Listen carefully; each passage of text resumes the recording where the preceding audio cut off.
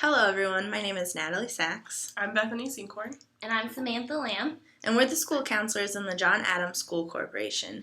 And today we're going to be talking to you about the initial case conference for your student. And we have created a YouTube series to help focus on many different topics that might be helpful to you, so that as parents you feel empowered to go into case conference meetings and you feel empowered to be able to advocate for your student the best way that you can. We know this is a difficult time for you. If you're new to the school system or you're new to the special education process, it can be a lot to take in at once. So this is yet another way for us to help you. Today we're going to just give you a general overview of probably your first IEP meeting. We're going to talk about different terminology used, who will be at the meeting and maybe a little bit of what their role is, and some resources that you can use to help you.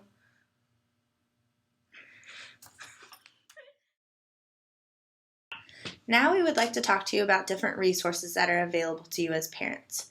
So as Bethany said, this can be a very difficult time for you and your family as you're adjusting to this new experience. There are several resources that are available to you. So one of the first things that we would encourage you to do if your family is having maybe a difficult time or just a hard time understanding what's going to happen, each of us do have a list of outside counselors that you can obtain, and we'll include insurance information and what the cost is so that you and your family can get the help that you need as you're just starting to navigate this process. So in addition to that, there are a lot of parent trainings that are available to parents, and this can kind of just help you get some support with how to best advocate for your child, and also you can talk to other parents who have students that are starting the special education program so that you can learn from them and find out kind of what helped them. So there are also many resources online that you can use. There are many things such as like parent handbooks and guides for parents to follow, and we will include links to those on our references page at the end of the video so that you can follow those and get more help if you would need it. But in addition to resources online and parent training programs, as your school counselors, we can also provide a lot of services for you. So we can help with some counseling for your student if they need it. And we can also sit down with your whole family and kind of talk you all through what this process is going to look like and try to provide as many resources as possible. So we are going to talk a little bit more in this video about terminology and different things that you'll encounter during the actual special education process and the initial case conference. But we want you all to know as parents that we're here for you and that we have many resources to share with you. So please use this as a resource because we really care about you, your family, and your child, and we want to make sure that they're as successful as possible. And now Samantha Lamb will be talking to you about terminology and who will be at the initial case conference. Like Natalie said, I'm going to talk to you now about terminology. And terminology in the IEP process can be one of the most confusing aspects because there's a lot of acronym usage and parents sometimes don't know what all of these mean, and that can make them feel alienated, and the lack of understanding can make them feel uncomfortable with speaking up. And if parents aren't speaking up, then the IEP team may mistake this for understanding. So it is really important to understand the terminology that is used in the IEP process. Since the goal of this video is to empower you to be an advocate for your child and for them to advocate for themselves, we don't want you to be confused or feel alienated by the terms used. So next we're just going to go over a couple of the terms and just say what they stand for and then a little bit about what they mean. The first term I want to talk about is IEP, which stands for Individualized Education Plan. And if your child has an IEP, this means that they've been identified as needing extra educational support. And the plan is personalized to your students' educational needs, and it is a legal and binding document, so it's very important that it's followed the way that it's written. There's also a 504 plan, and this is developed to ensure that a student receives appropriate accommodations to help be successful in school. And while this is similar to the IEP, there are some differences, but this is actually going to be discussed in another video in our series that discusses the IEP and the 504 plan. So I want to talk about LRE, and this stands for Least Restrictive Environment. This is to ensure that your student has the opportunity to be educated with non-disabled peers to the greatest extent that's appropriate for your child. Your child should have access to general education curriculum and any other program that their non-disabled peers have access to. If the nature of the severity of your child's disability should prevent them from learning with their peers, then a more restrictive environment may be needed, such as going to the resource room for a portion of the day or being in a self-contained classroom. Generally, just keep in mind that the less opportunity a student has to interact and learn with their peers, the more the placement is considered to be restricted.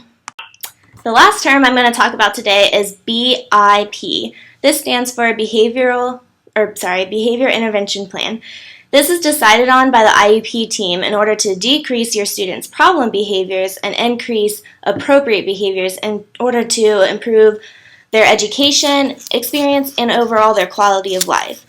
This is not a punishment, but it more so incorporates effective coping strategies by using a strengths-based approach. And to learn more about lingo used in the IEP process, please view our video breaking down the lingo in the IEP process. Next, we are going to be talking to you about who will be at the initial case conference meeting. And that includes many different people. So we're going to go through who will be there and a little bit about what their role is in this initial case conference meeting. So since this video is meant for parents, we're actually going to be talking about first what your role will be in the case conference meeting. And you're in a really unique position because no one knows your child better than you do. So during this case conference meeting, you can provide a lot of powerful insight to all of the people that will be with you, and just explaining what they're like at home, what their likes are, what their dislikes are, and different things that you notice that maybe teachers and administrators don't notice.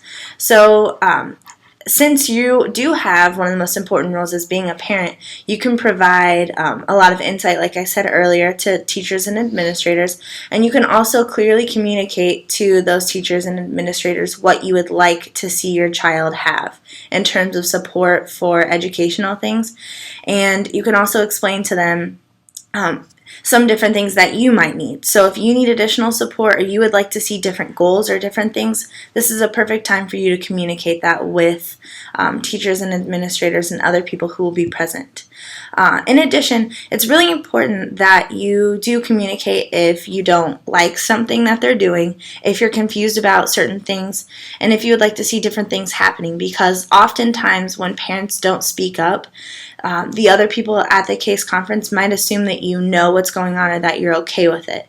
So if you're not in agreement with what is going on, then it's really important, and I would really encourage you to speak up and to feel confident, because this is your child, and no one is going to advocate more for your child and care more about your child than you are. So this is a great experience for you. So oftentimes, if parents need additional support, they can contact an advocate to come in and sit with them during the case conference.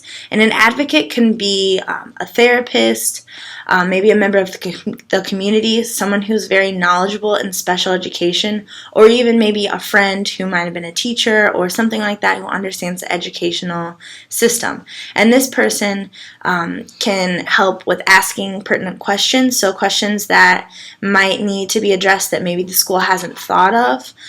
They can also provide some advice on placement for your child, and can help with identifying different support that you might need as a family, and also different supports that your child might need. Most importantly, an advocate can help you understand what your rights are and what your child's rights are.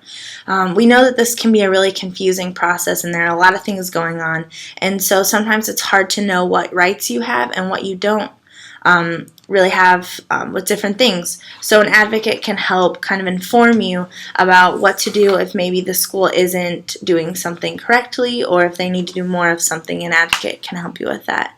And basically, an advocate should be someone there that makes you feel like you're being heard and that your child is being taken care of to the best of the school's ability.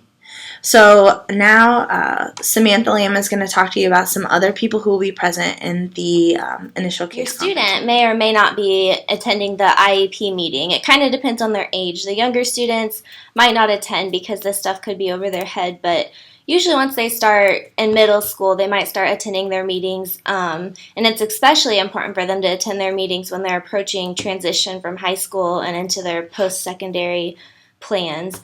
That can be college, a tech school, or even just straight into work.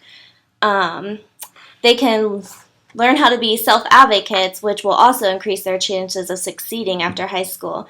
The student can recognize their strengths and limitations, their goals, their likes and dislikes, and their wants and their needs. And when they recognize these, they can communicate them to the IEP team.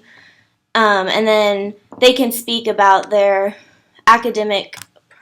So when the student has the opportunity to help make the plans that are in their IEP, their motivation kind of increases for accomplishing these goals. It's also really important for your students' teachers to attend the IEP meetings, and these can be their special education teachers or their general education teachers. If they are working with a special education teacher, they do need to make sure that at least one of them is in attendance, and the same with general education teachers. No matter how many they have, at least one needs to attend the meeting. And the teachers can speak to the team about the students' progress with their academics and what kind of behaviors that they observe in the classroom. In addition to those people that both Samantha and Natalie talked about, there's additional people that will be there too. Potentially, you'll have a representative from the school district. This person's probably someone who supervises special education teachers, and that's why they would be there, because they're qualified to explain additional information.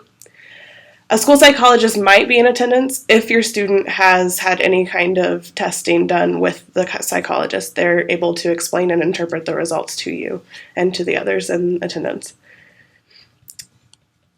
Other specialists that could be there would be a speech therapist if your student is receiving any kind of services from them. That might be a person that would attend. Additionally, a school nurse could be there. A school nurse might be there because your student has some kind of medical concern that the nurse needs to be aware of in order to take care of your student better. Finally, another person that should be in the meeting is a school counselor. We may or may not be leading the meeting depending on the style of the school meeting. A special education teacher could lead it, or we could be the ones leading it. We should be involved though, especially if we're going to work with your child.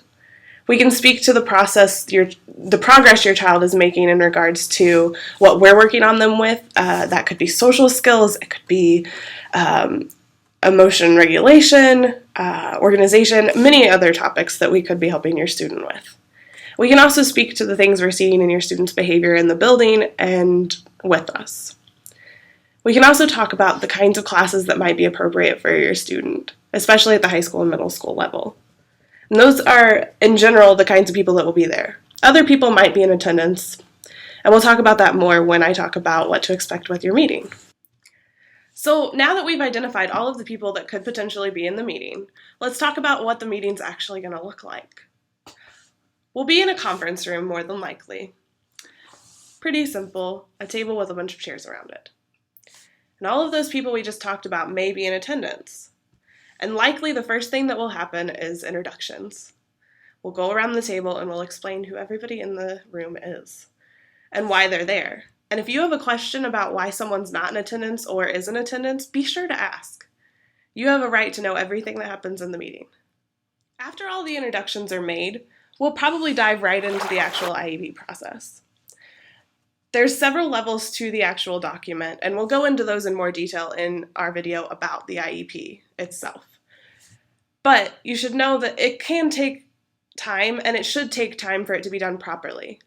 It'll tackle things like what kind of environment your student should be in, as Sam described, the least restrictive environment. So we'll discuss what that is for your student, and then we will document it so that we can follow that. We'll also talk about the kinds of things that we can do to accommodate your student. Does your student need extra time on tests? Do they need to have preferential seating in the cafeteria so that they know that they're in control? Things like that will be addressed in this too. And it's a legally binding document, as we discussed earlier, which means everything that we write in that document, the school has to follow, and we will. So it's important that you continue to advocate and make sure that your student is getting everything that they need at the school.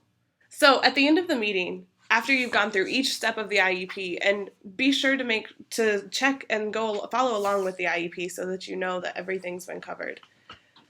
The document will be signed, which makes it legally binding, and that means we will be following it to the T.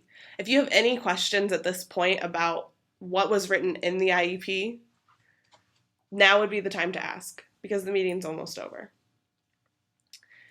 If you feel that there's something we didn't talk about with your student, if we feel that there's more information that you can provide us about your student or that your student can provide us, be sure to mention it.